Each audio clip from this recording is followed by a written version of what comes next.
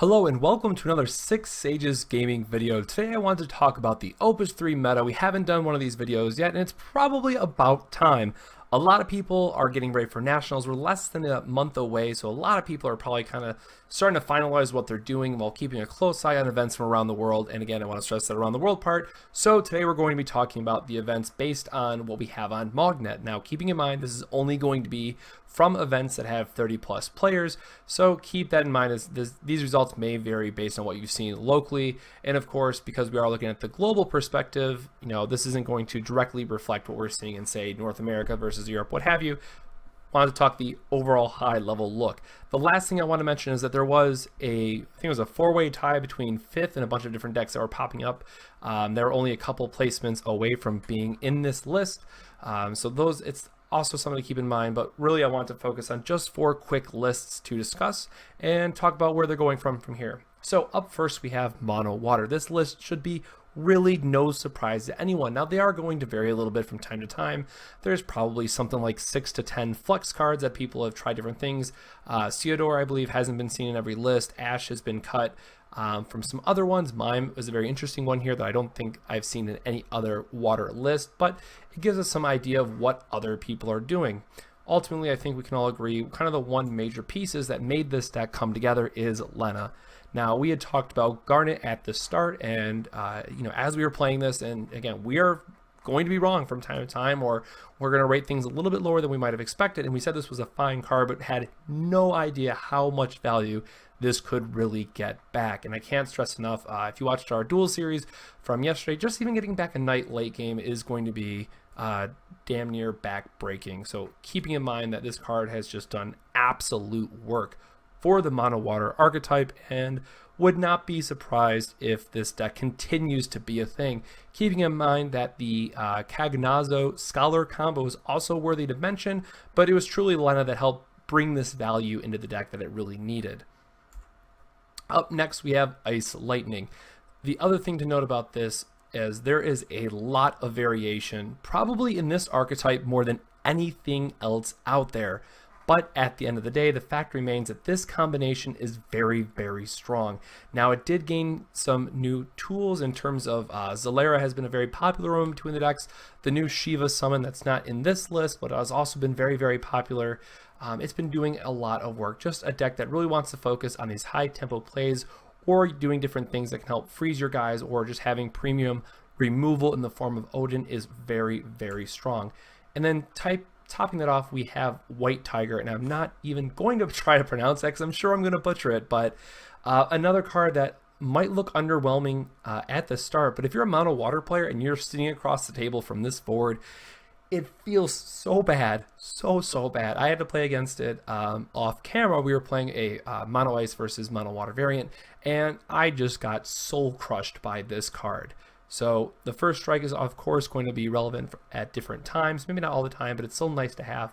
But really that effect to just sit on the board, threaten that cancel effect can make it very difficult for your opponent to remove your forwards.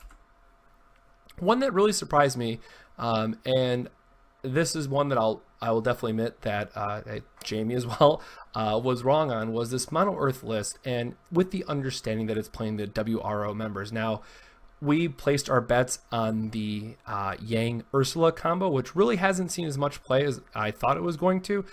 It's been all about the WRO members. So I know there's quite a few people, besides myself, that were also wrong about that in the Final Fantasy TCG fans group. But I think all of us will admit that, on some level, we're surprised to see this happen. But otherwise, Shantoto is just a great card. It's always going to be a fantastic card.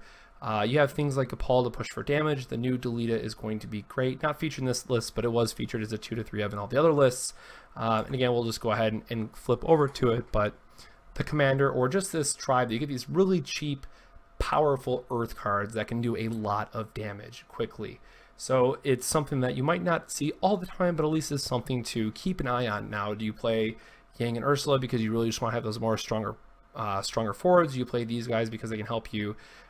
There's a trio of them, but they take up a lot of deck slots. Who knows? I think at the end of the day, Mono Earth does have a little bit of variation, of course, not as much as Ice Lightning, but probably about the same amount as Mono Water that you have. Okay, anywhere between 6 to 10 cards that are probably off from a finalized list, but it does offer you that flexibility.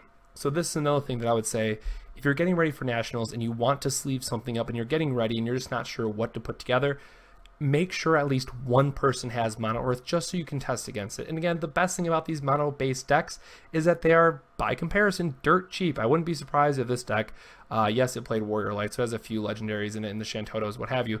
I wouldn't be surprised if you can get this deck for probably 120 or less, which is pretty cheap considering. And then lastly, and this one is going to surprise a lot of people, because it surprised me when I was telling this up that this had, I think it was 2 more wins than the other variants, is Wind Water. So again, water is good. We can certainly respect that. And this is really, again, just following up on the Final Fantasy X package. You still have things like the Veil 4, which, interesting, this one uses Legendary, and that is not a typo apparently, which I was very surprised to learn. I would have expected to see the starter one, of course, as a lot of people like to use, but nope, it is Bounce, Veil 4, and 3 Famfrit for the new summons.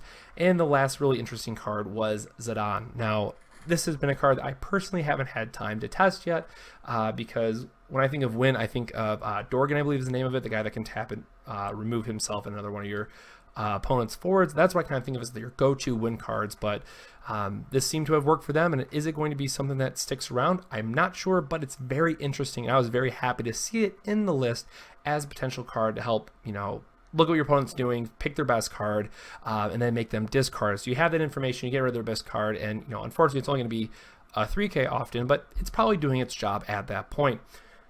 So again, I just wanted to do a very quick video just to touch on these 4 decks, and again, I know a lot of people are getting ready for Nationals, and I cannot wait to meet so many great people there. So the thing I can stress the most, or can't stress enough, is build a gauntlet. You know, make sure you have a good testing group. Maybe it's only 2 people, maybe it's 4 people, maybe there's 10 of you, who knows, but just make sure at a minimum, and this last one is kind of on the, you know, take it or leave it, but the first 3 decks, absolutely put into a deck box, make sure it's in your gauntlet, and help test and get ready for Nationals. I really hope that you guys will take this information, think about the archetypes, think about, okay, well, how does my deck match up against that? What are the strengths? What are the weaknesses? Really just trying to think more about the meta and what it means, because as we're going into Nationals, it's really going to be a very, very, very long grindy event with 14 rounds of best of 1.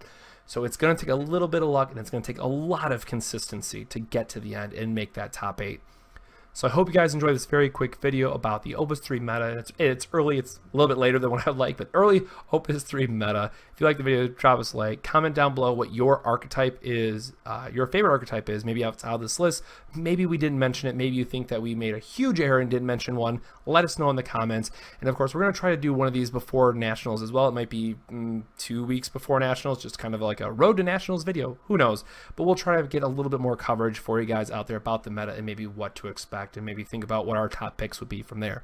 So if you like this video, make sure to subscribe for future Final Fantasy trading card game content. And as always, guys, we'll catch you on the next 6 Sages Gaming video. Have a good one.